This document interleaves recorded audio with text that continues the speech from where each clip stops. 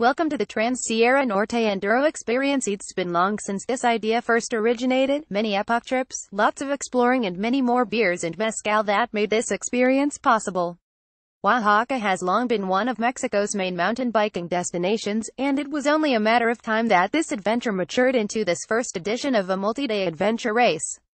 Emiliano Zapata, the revolutionary, represented on the street art in Oaxaca City Sapasachitl flower, the traditional flower of the Day of the Dead. This flower was believed to hold the sun's warmth and was used to illuminate the way for the departed. Santo Domingo Cathedral is a landmark in Oaxaca. Mezcal anyone.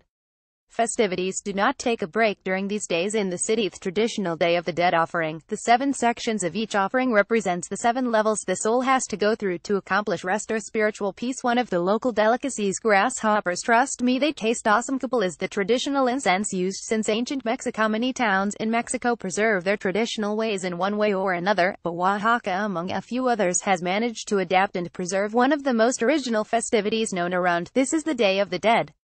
It may be seen with eyes of disbelief and some reserve by the outsider the way this celebration defies death and mocks it, making the stereotype of a scary and unknown departure a original and satiric festivity. The streets are filled with color, dancing, festivities, and offerings in hopes to honor the spirits of the departed and for them to accomplish spiritual peace. It is a sight to be seen, and a world to be discovered. No image or writing can be enough to describe what this event really looks and feels like, so that is why this event, the Trans Sierra Norte, was born with hopes of reuniting fellow riders with one goal: ride some of the best trails in Mexico, have a great time, and show our friends from distant places this magic party that goes on in Mexico. Dia de Muertos, or Day of the Dead, arriving to Benito Juarez after a long ride on these old but trustworthy buses used to transport locals throughout this Sierra. Our arrival into what will be our campsite for a day in Benito Juarez is the first encounter with the famous Oaxacan Sierra Norte, located about an hour and a half from Oaxaca City. This area has several interesting towns and villages that promote ecotourism, offering nice little cabins and all infrastructure necessary. This is no touristy Cancun, this is the real Mexico. Most riders can be proud to say that this is a place, believe it or not, few Mexican riders have been, and a place where culture and tradition has prevailed over globalization. We are right in the middle of trail paradise. Traditional refreshments before a long bus ride. No mames weyy, mas cerveza stock is high. These buses are used to transport locals through the Sierra. They know the roads better than anyone. A short delay. Goodbye Oaxaca City, hello Sierra Norte. The first rider's brief at the town of Benito Juarez, late night details before dinner, cabin life. This would be home sweet home for all the riders for a couple of days. The cliché of camping, but it wouldn't be camping without a bonfire. Que Andarachi Day 1, Benito Juarez Day 1 must have been one of the longest days for many of us. This day was comprised of 5 stages. The first 3 stages were sort of a short warm-up and fun way to start this party, with riders adapting to the terrain and finding their flow along the way. It will be needless to say again throughout this article that the stages here were long. Day 1 had one of the shortest stages of the race, measuring 1.3 kilometers, but also one of the longest with a no less 6.1 kilometers long and physical stage, and to make this even more entertaining after this long stage we had the last 5.7 kilometers trail called 204 to finish the day up with a tired smile on all the riders' faces. The vertical gain of the stages was no more than 8 meters for the first 4 stages and a considerable 25 meters for the last 5.7 kilometers trail, so do the math, it was lots of the going down stuff for the entire race. Stage descriptions for Day 1. Stage 1 Mustache Vibrations 3.5 kilometers, Stage 2 Jurassic Park 2.2 kilometers, Stage 3 Casa de Cipriano 1.3 kilometers, Stage 4 Mil Rio 6.1 kilometers, Stage 5204 5.7 km. Demis, the local girl, testing out Stage 1, 12 stages to go. Lee Bowie was in tune with the Mexican festivities. Marco Osborne trying to destroy my lens. He missed. Marco absolutely destroyed the field, winning all stages except the one where he had a mechanical leaving him out of podium position because of the long stage he had to walk down. Tough luck for him. Loose tight turns equals tree hugging. The last stretch of Mil Rios trail is just what the body needs after a bike and body destroying trail, full on pedal sprint. First tech service after 4 stages, a well needed break to recover from the last brutal stage. What are friends for, right? Mau de Avila racing the last stage of the day. Charge down or else get stuck in the dark. Foot out. This first day of riding has given all of us the taste of the days to come, and the challenges that lay ahead. It's just the first day and trails are already demanding and rough. Finding the right balance between fitness, mechanicals, excitement and full-on race mode is key to surviving the 3 days here in Trans Sierra Norte. Race Day 2, Ixtapija. This town holds some of my favorite trails in Oaxaca. They are long and steep and some are super flowy. The day started out with a fresh cut trail made specially for this race, a super fun, short but physical track called Cabeza de Dragon that was perfect to start the day. Followed by a track that is one of my personal favorites, a long, thick, steep and switchback all the way down heavenly-like trail called La Nacareta. Stage 3 was high on the funometer, a trail called El Cerezo which possibly is the closest to flying yo will ever be on a raw trail. You could tell by the look on the riders' faces at the end of the stage this was a all-round favorite.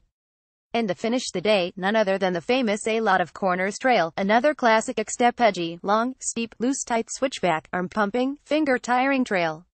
Have I said enough? Did I make you want to leave your screen and go ride some bike, or do you want more? Well, Day 3 will have more of this. Keep reading stage descriptions for Day 2. Stage 1 Cabeza de Dragon 1.9 kilometers, Stage 2 La Nacareta 5.9 kilometers, Stage 3 Cerezo 4.5 kilometers, Stage 4 A Lot of Corners 5.8 km. Although racers slept in cabins, most of the staff enjoyed inflatable mattresses and warm tents. The view through the bus onto the camp. Chilaquiles. Mexican breakfast delight. Morning briefing went like this: riders, we know you're pumped and stoked, but please turn the wattage down a bit or we will have to hire more medical staff. Hahiklos Caloric Pirtle hammering his way through this completely new fresh cut stage. Ariel Lindsley on one the transfers. Mexican Alex Fricky aka Fricky Rude. Javier Chavez on what most riders would agree was the most flowy trail of the whole event, El Cerezo. Roy Mora on the start of Stage 9, last stage of the day. Buca from Mexico loose right out the stage. This trail is called A Lot of Corners, endless switchbacks all the way down. A view from a hill. Last stage of the day, the stoke is high. Post-stage unofficial hydration stand. Chingan. After these long riding days, there's nothing like getting into camp and being greeted with some slow roasted piggies to enjoy with some cold beers. I really don't know if the riding is the high point of the day or the cold beers and good food after, but they definitely both go together so well and makes this a complete and truly satisfying day. 3 little piggies. Well, for Race Day 3, Atlas in all multi-day races, the last day has always mixed emotions. The stoke is high for riding new trails again. The body is tired from the previous days, injuries and pains make their way, and knowing the race is about to finish makes all of this a unique experience. Riders must deal with this and know how much more is left inside them to make that last push to make it safely and triumphantly to the end. ETLA has another kind of trails, long, raw and physically demanding ones. One might think that 3 trails to end the day would be a step back to the long days we had days before, but this is ever so far from true. Don't be fooled. Between the accumulated fatigue from previous days, this would turn out to be the perfect ending to this event. 3 long stages, and to finish it off, one of the longest stage of the whole 3 days. I imagine by now, just reading this, your arms are tired and your legs are sore, so I'll stop blabbing and let you see for yourselves. Stage descriptions for Day 3. Stage 1 Cruz de Estacas 6.1 kilometers, Stage 2 Baratita 6.6 kilometers, Stage 3 Cieneguilla 5.2 km. The long traverse on from Ixtapija to ETLA was an adventure. Note to staff: bring a locksmith next time. Cruz de Estacas, a long and challenging stage, first for the day and a long-time favorite. Ergo Becerra from Mexico getting past the swoops of stage Vereda Tajma, one of our medical staff, arriving to the last tech zone of the day. Don't be fooled. The heat here was on top. The white dust reflected the sun and made this little transfer a hellhole. Ariel Lindsley tackling the last stage of the race. Stoke was high on this one. Light bro all the way down for all the riders. More light bro anyone. IWEYYYYSO. We made it. 3 long days, that seemed much more. Can't imagine anyone asking for more. It was a plentiful menu of trails, and I think it's safe to say we had dessert too and are quite satisfied. We had a blast and are now dreaming of the next one. Hope to see everybody soon again in one trail or another, but knowing people finished with high spirits and genuine stoke after getting to know our Mexican trails brings great honor to me, and I am quite happy to have been able to be a part of this Trans Sierra Norte and share our trails with everyone. Till next time, Twa Wheel Junkies riders cheering Dave, our medic, Cheetah with whole crew. Good times for the first edition of the Trans Sierra Norte.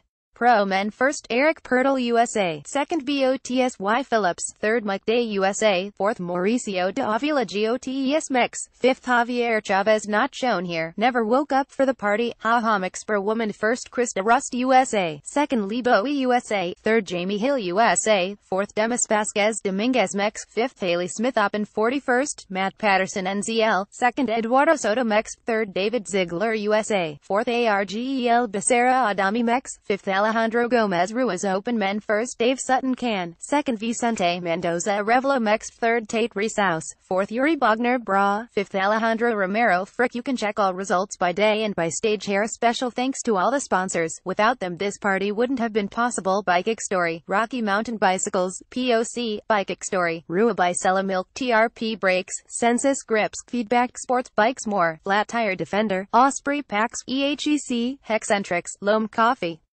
So if you're still hungry for another great Mexican adventure and don't want to miss out or didn't get to be a part of this amazing race, Trans Sierra Norte's registrations for 2018 are up now. Here mentions at Enswitalski at Trans Sierra Norte.